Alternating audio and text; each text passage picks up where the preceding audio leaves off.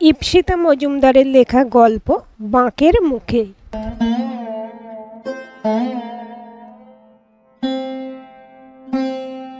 পুজো পার্বণ শেষ হয়ে এখন বাতাসে হালকা হালকা শীতের আমেজ।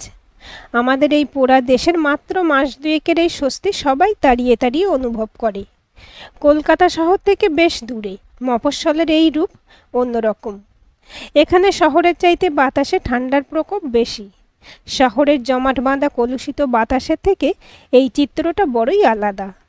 সময় এখানে মানুষকে বাঁধে না, বরং মানুষ সময়কে বাঁধে নিজের মতো।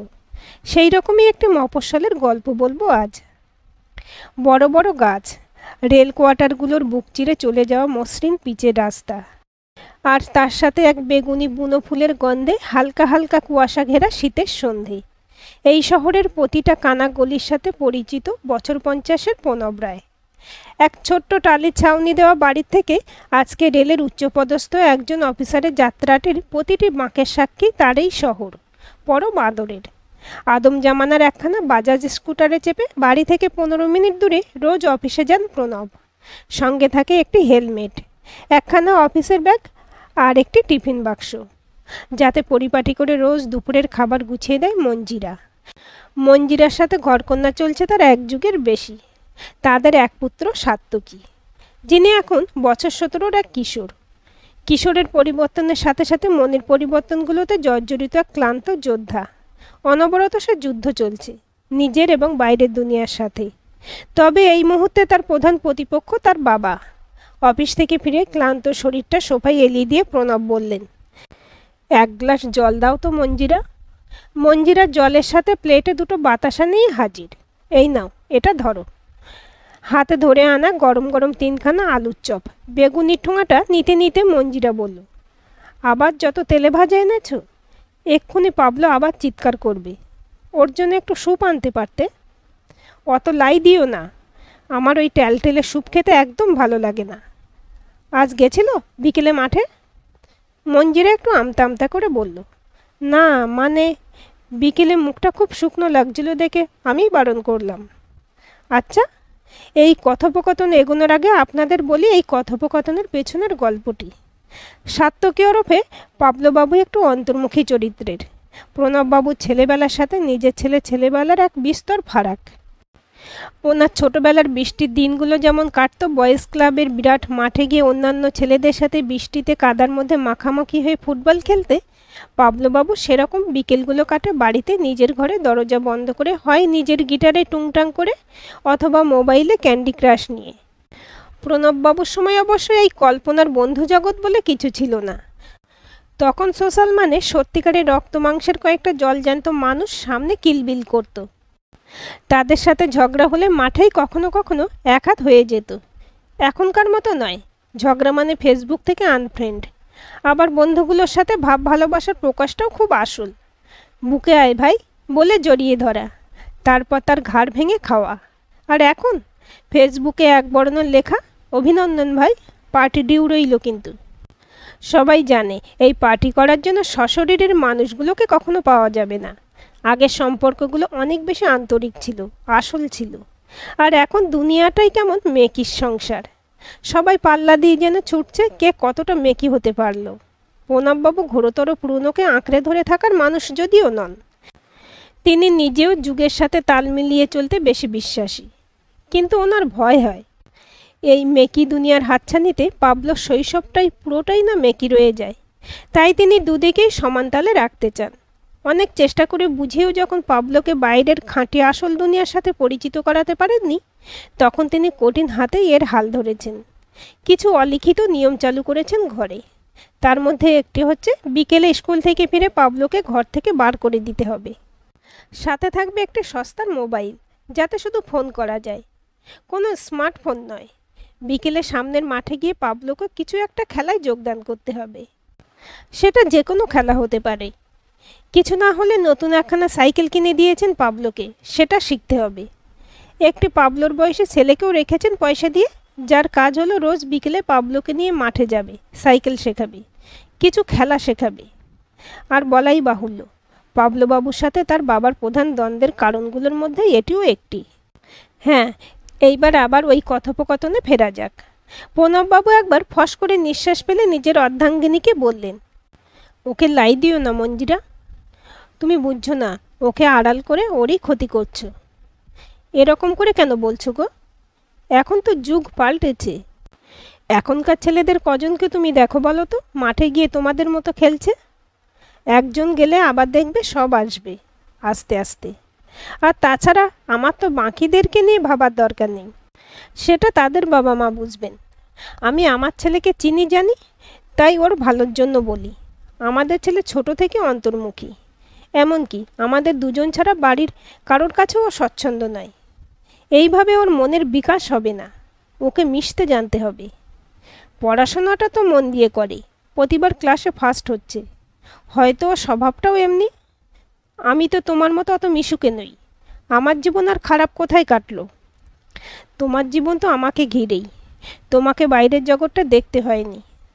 আমার যদি আজ ধরো হঠাৎ করে কিছু হয়ে যায়, তুমি ব্যাংকে গিয়ে পেনশনটা পর্যন্ত তুলতে পারবে না।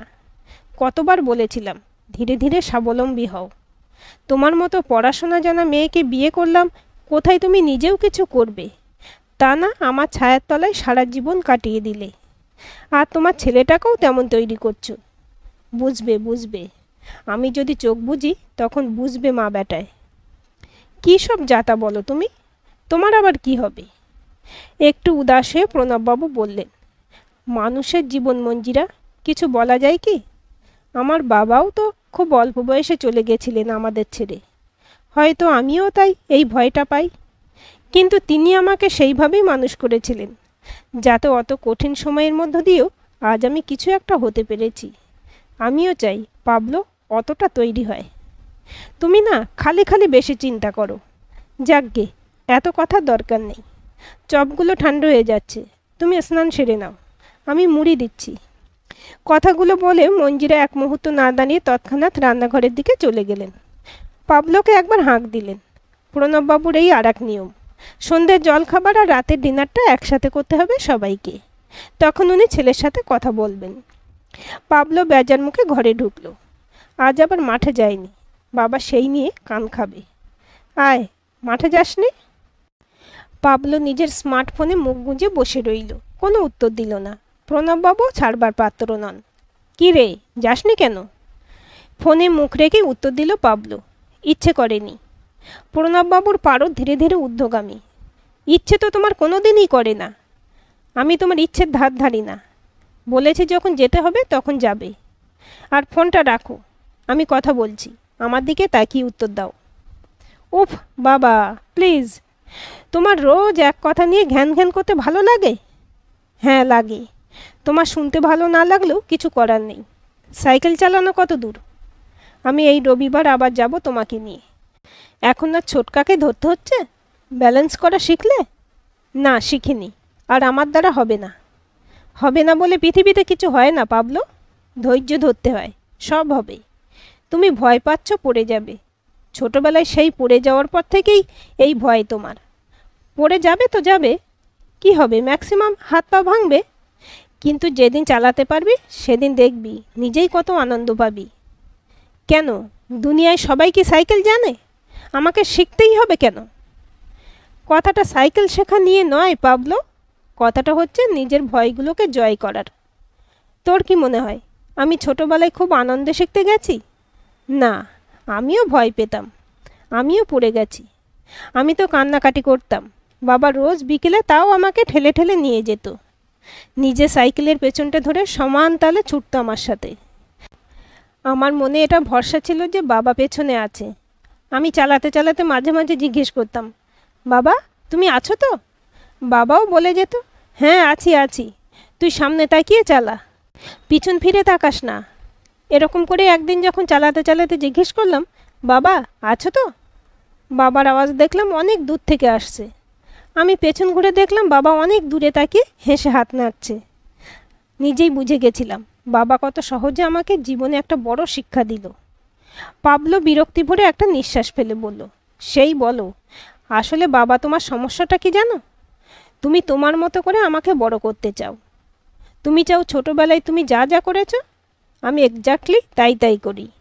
তুমি সাইকেল শিখেছো, আমাকেও শিখতে হবে। তুমি ফুটবল খেলতে, তাই আমাকেও খেলতে হবে। তুমি লোকজন পছন্দ করো, তাই আমাকেও করতে হবে, রাইট? কিন্তু তুমি এটা কেন বোঝো না বাবা? আমি একটা আলাদা মানুষ। আমি মিস্টার প্রণব রায়ের ছেলে ছাড়াও আমি নিজে একজন ইন্ডিভিজুয়াল। আমার অন্য কোনো জিনিস করতে ভালো লাগতেই পারে। আমার গিটার ভালো লাগে, মিউজিক ভালো লাগে, আমার ঘরে বসে থাকতে ভালো লাগে, আমার সাইকেল চালাতে ভালো লাগে না, আমার ফুটবল ভালো লাগে না, আমার লোকজন অসহ্য লাগে। এটা মেনে নেওয়া তোমার জন্য কতটা কঠিন? আমি তোমাকে তোমার পছন্দের জায়গাগুলো ছাড়তে তো বলিনি, পাবলো। তুমি মিউজিক ভালোবাসো, আমি তোমার গিটারে স্যার রেখেছি। তোকে কি কোনো দিন বারণ করেছি বল? ধন্য করে দিয়েছ, তার জন্য কি করব বলো? তোমার একটা ফটোতে রোজ পুজো করব?